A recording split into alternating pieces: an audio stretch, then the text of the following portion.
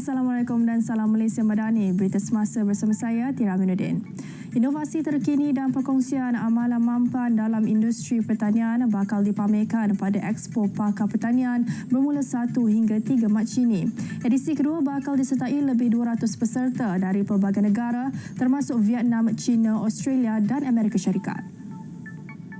Sepanjang penganjuran, 70 sesi seminar bakal diadakan merangkumi pelbagai topik termasuk teknologi pertanian, pelancongan agro, ekonomi kitaran dan pengurusan rantaian bekalan. Turut diketengahkan program klinik ladang yang menyediakan konsultasi pertanian percuma kepada para pengunjung. Manakala program Farm to Store ditambah baik sebagai platform pasaran dalam talian untuk petani dan pengusaha tanaman. Menteri Pertanian dan Keterjaminan Makanan Datuk Seri Muhammad Sabu dijadual merasmikan acara tersebut yang bakal berlangsung di Maib Serdang. Masuk adalah percuma. Program Siswa Komuniti Madani Universiti Malaysia Perlis UNIMAP masuk siri ke-7. Kali ini seramai 350 mahasiswa turut serta menjayakan program. Menurut Timbalan Pengarah Pusat Pembangunan dan Perkhidmatan Pelajar UNIMAP, Dr. Farah Farhana Zainal, sejak Mac 2023, program berjaya dilaksanakan melibatkan lebih 4,000 penduduk. Program menjelajah kawasan kampung seluruh Perlis menyemai bertanggungjawab sosial pelajar kepada komuniti setempat. Antara lokasi pelaksanaan Masjid Jamik Kampung Binjal, Hutan Aji, Masjid Nurul Hikmah Wang Bintong, Kampung Hujung Tanjung Kuala Perlis dan Masjid Al-Ghufran Batu Dua Lama.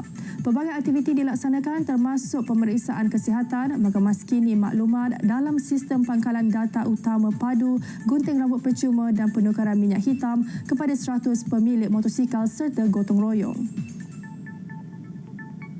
Cuaca panas ekstrim melanda Bandar 5 di Peru memaksa penduduk menyejukkan diri di pantai.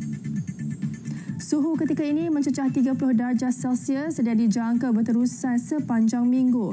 Salah seorang penduduk tempatan Socorro Alva berkata, kipas dan penghawa dingin kini tidak mampu lagi melindunginya daripada haba yang melampau.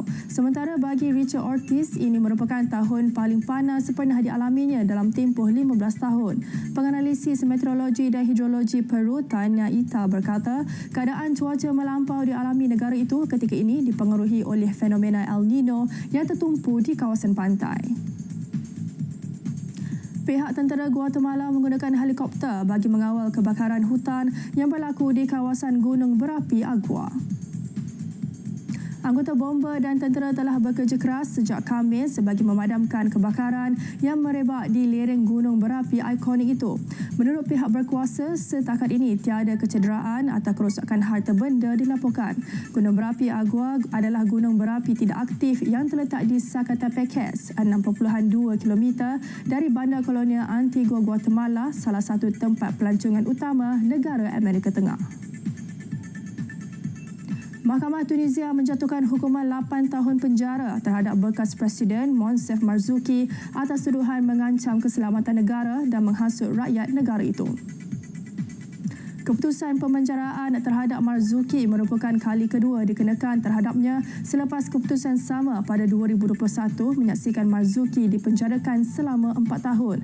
Jurucakap Mahkamah Tunis Muhammad Zitouna berkata, keputusan itu dibuat berdasarkan kenyataan Marzouki termasuk hasutan dalam ucapannya di Paris. Marzouki yang dilantik sebagai Presiden Tunisia pada 2011 sehingga 2014 merupakan pengkritik tegar Presiden Kais Saied.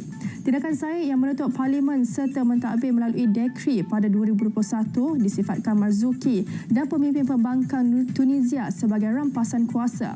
Saied yang berjaya mengukuhkan kedudukannya melalui referendum pada 2022 bagaimanapun menafikan dakwaan berkenaan. Beliau menyifatkan tindakan yang dilakukan sebelum ini adalah untuk menyelamatkan Tunisia daripada situasi huru-hara yang dialami negara itu sejak bertahun lamanya. Sekian berita semasa dari Sungai ke Segara, Palestin Pasti Merdeka. Assalamualaikum, salam Malaysia Madani.